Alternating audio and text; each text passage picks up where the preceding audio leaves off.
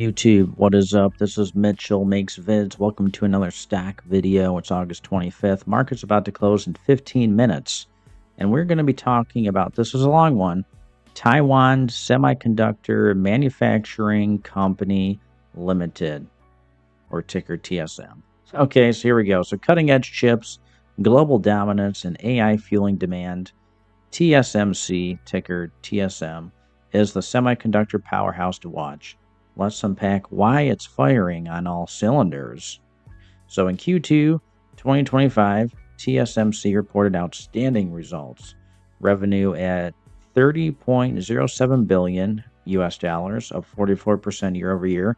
Net income surged 60% with EPS at NT $15.36 or USD $2.47 per ADR. Gross margin held strong at 58.6% with operating margin nearly 50%. Looking ahead, management sees Q3 revenue between 31.8 to 33 billion USD and expects margins to remain healthy. Demand remains robust, especially from AI and high-performance computing.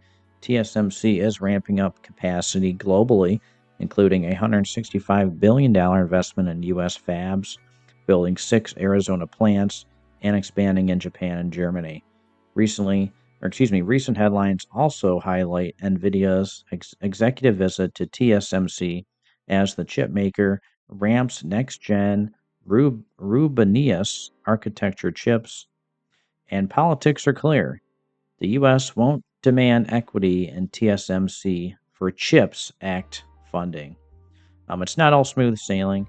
TSMC faces risks from foreign exchange fluctuations and margin dilution from overseas fab ramp up. Plus, there's a recent security scare. The company fired employees over suspected IP theft related to its ultra-advanced 2 NM process. So, TSMC is riding the AI megatrend with strong earnings, massive global expansion, and deep tech moats.